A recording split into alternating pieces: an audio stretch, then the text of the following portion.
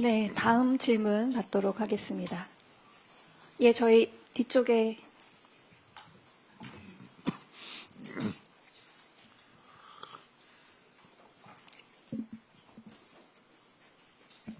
네, 대표님 안녕하세요. 저 경향신문의 박하연입니다.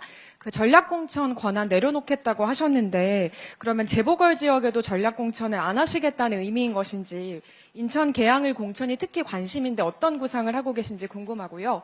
그리고 서두에 잠깐 말씀 주셨지만 오늘 세계 여성의 날인데 낙태죄 비롯해서 지금 국회에 계류되어 있는 이런 여성 젠더 법안들이 많습니다. 그래서 입법 계획에 대해서도 좀 간략히라도 말씀해 주시면 감사하겠습니다. 하나씩 물어주세요. 세 개를 말씀하시네요.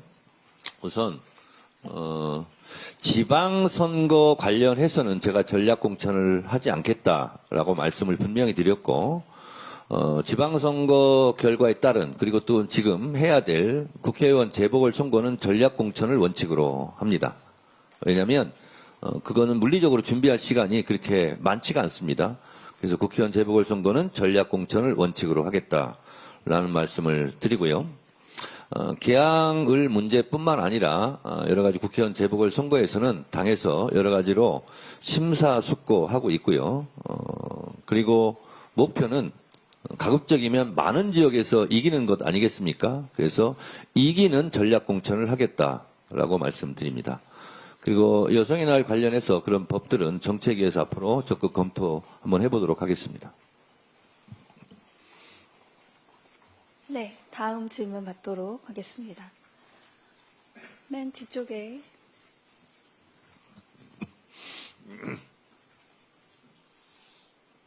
네, 안녕하세요, 대표님. 저 한국경제 최형창 기자라고 합니다. 최근 우리 민주당의 이제 지지층 범위가 넓어지면서 이른바 그 뉴 이재명 현상, 뉴 이재명 논란 이런 이제 프레임이 하나 좀 나오고 있는데요. 다음 주에 이제 연주 최고위원이 그걸 관련해서 국회 토론회도 열고 그렇습니다. 혹시 이에 대해서 대표님은 혹시 어떻게 생각하시는지 궁금합니다. 저는 김대중 대통령 당선되기 전에 이런 연청이라고요, 있었습니다. 그 연청 신문을 제가 만들었었습니다.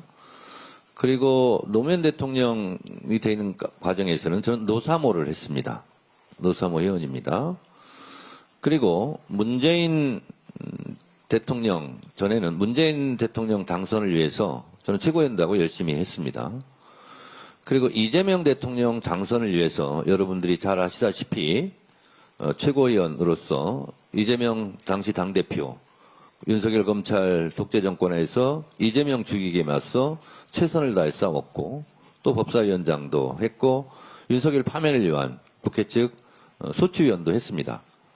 제가 개인적으로 보면 이 20여 년 동안 저는 끊임없는 새 물결과 함께 했고 그리고 가장 앞장서서 민심에 맨 앞장서서 저는 정치 활동을 했다고 자부합니다. 시간이 흐르면서 계속 우리 민주당과 그리고 정권 교체, 정권 재창출을 위해서 당원과 지지자들이 늘어왔습니다. 그래서 그 부분은 자연스러운 흐름이라고 생각하고 그리고 그것이 저는 뭐 이상하지도 않은 자연스러운 현상이라고 생각합니다.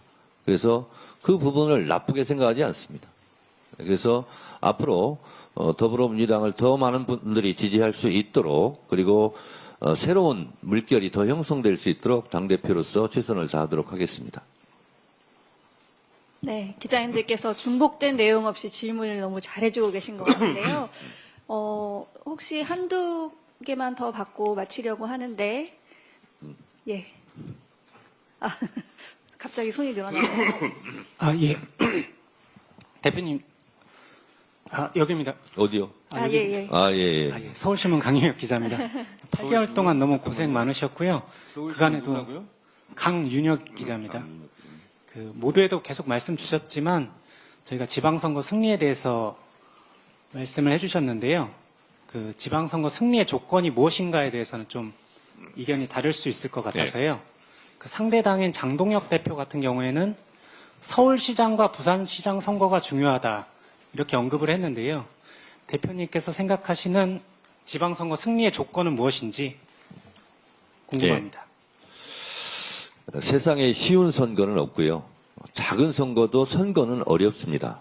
그리고 선거에서 이기지 말아야 될 지역은 없습니다. 다 이겨야 됩니다. 모두 다 중요합니다. 서울도 중요하고 부산도 중요하다고 제가 얘기를 하면 곧바로 그러면 제주는 중요하지 않습니까? 강원은 중요하지 않습니까? 충북은 중요하지 않습니까? 이렇게 바로 곧바로 질문이 이어집니다. 그래서 다 중요합니다. 이제 문제는 그러면 선거를 승리하기 위해서는 어떤 조건들이 필요하고 그 조건을 어떻게 만족시킬 것인가가 중요하죠.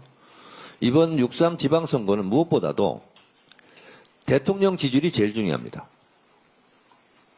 그리고 대통령을 지지하는 분들이 이재명 정부가, 이재명 대통령이 더 안정적으로 잘할 수 있도록 이재명 정부, 이재명 대통령을 밀어주자. 이것이 저는 첫 번째라고 생각합니다. 그리고 정부와 대통령을 잘 뒷받침하는 당의 지지율이겠죠. 그것이 중요합니다. 이게 기본이고요. 그 다음에 중요한 것은 이제 선거 공학적으로 보면 순서가 이렇습니다. 구도가 제일 중요하고요. 그렇지 않습니까? 아무리 경쟁력 있는 후보를 내더라도 더 경쟁력 있는 후보가 나온다면 지겠죠. 그렇지 않습니까?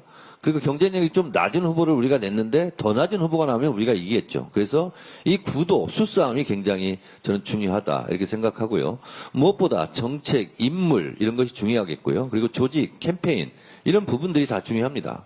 그래서 저희가 지금 공천 사무를 지금 빠르게 진행하고 있고 아마 제 기억으로는 4월 20일까지 공천이 완료가 된다면 헌정사상 가장 빠른 공천이 될 텐데요.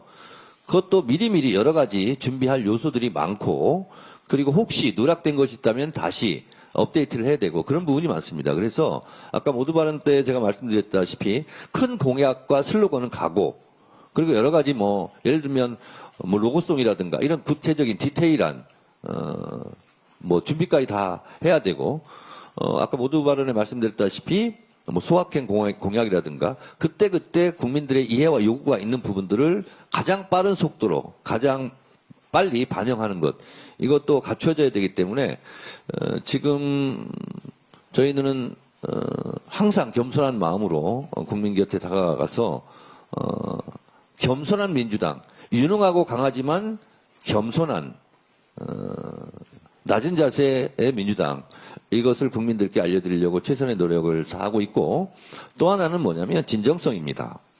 그냥 말로 그냥 공약하고 저거 공약을 안 지킬 거야 그런 것이 아니라 그래서 오늘도 제가 모두 발언에서 계속 제가 약속을 지킨 당대표였다는 부분을 강조하는 것은 제가 이런 약속을 하면 반드시 지키겠다 하는 말씀을 오늘 강조해서 말씀을 드렸고요. 그리고 일단 저부터 뭐 기자님들도 잘 아시겠지만 일주일에 3번 최고위원을 하는데 2번 이상은 2번 정도는 항상 현장을 찾겠다. 그리고 기존의 관념, 고정관념을 깨고 광역단체 큰 도시에 가서 현장 최고위원회를 하는 것이 아니라 군 단위, 시 단위, 기초단체 단위에 가서 하겠다. 그래서 충남 같은 경우는 서산에서도 현장 최고위를 했고 엊그저께는 영남에 가서 영광에 가서 했습니다. 서산에 갔더니요. 서산이 생긴 이래 여당 최고위원회를 처음 구경한답니다. 그 주민들께서 너무너무 좋아하시더라고요. 그래서 이런 고정관념을 깨고 새롭게 창의적 상상력을 발휘해서 앞으로 선거에 임하겠다라는 말씀을 드립니다. 우리 강 기자님 질문은 짧았는데 답변이 너무 길었습니다. 지금 얘기한 것들을 다 하겠다는 겁니다. 약속을 많이 도와주십시오. 예. 예. 기사도 좀 잘 써주시고요. 저한테 전화는 많이 하시던데 제가 한 번도 못 받아줘서 미안합니다. 네, 대표님 마지막으로 한 가지만 더 받고 네. 가셔도 되겠습니까? 저희 연합의 벤치에- 안정훈 기자. 아, 예. 안정훈 기자가요 현장에 항상 가서 같이 일도 하고 그래서 항상 고맙습니다. 네, 대표님 칭찬 감사합니다. 연합뉴스 안정훈 기자입니다. 대표님 그러면은 만약에 당이 원하고 대표님이 구상하신 대로 지선 승리가 완료가 된다면은 향후 대표님의 정치 행보는 어떻게 이어질지 좀 여쭤보고 싶습니다. 곧 밝히겠습니다. 네, 저희가 그러면 대표님 할 말씀 없으시면. 제가 다 말씀드렸고, 이제 중복될 것 같으니까요. 마지막으로 클로징 멘트 하나 하자면, 개인적인 소회를 좀 말씀드리면, 이런 기회가 또 있을지 몰라서, 당대표가 되고 나서,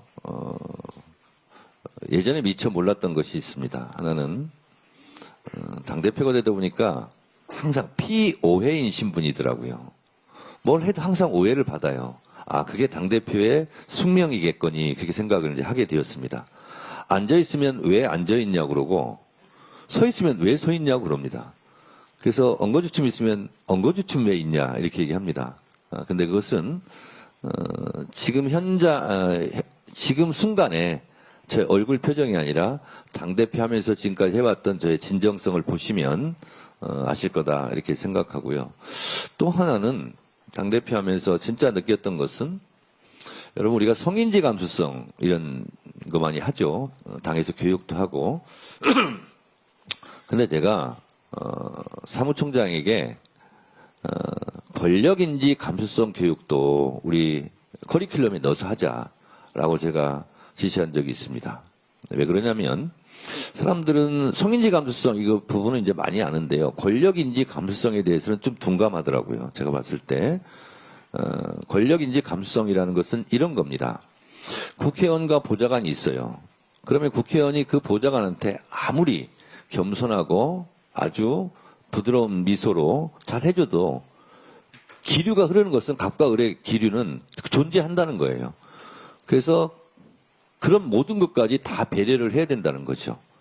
마찬가지로 당대표는 저는 그렇게 생각하지 않는데 많은 분들께서 많은 권한을 갖고 있다 보니까 권력자로 인식하는 경향이 있습니다.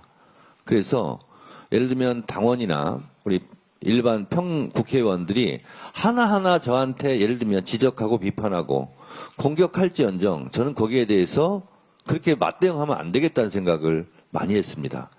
그냥 그것이 옳든 설령 옳지 않아도 저한테 비판하는 것은 제가 그냥 그 화살을 다 맞고 감내하는 것이 권한을 많이 가진 당대표의 권력인지 감수성이다, 이렇게 저는 생각을 했습니다. 그래서 가끔 가다가 저한테 기자들도 그렇고 많은 주변 분들이 그 억울한 부분도 많을 텐데 그걸 어떻게 이렇게 참고 있냐, 이런 얘기를 많이 하는데 당대표니까 참아야죠, 제가 이렇게 얘기를 합니다.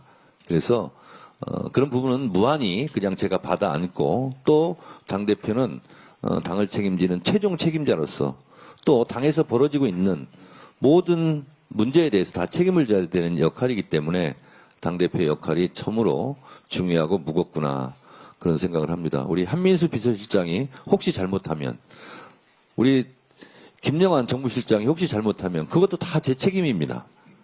그래서 그런 부분까지 다 감내해야 되는 것이 이 자리구나, 정말 무거운 자리구나. 그래서 이재명 정부 성공과 지방선거 승리를 위해서라면 그 모든 것을 감내하고 책임져야 되겠구나, 그런 생각을 늘 하게 됩니다. 그래서 밤하늘의 별을 보면서 나는 어느 별에서 왔길래 이런 것을 운명처럼 감당해야 되나, 그런 생각을 할 때도 가끔 있습니다. 네. 네. 기자회견을 이상 마치도록 하겠습니다.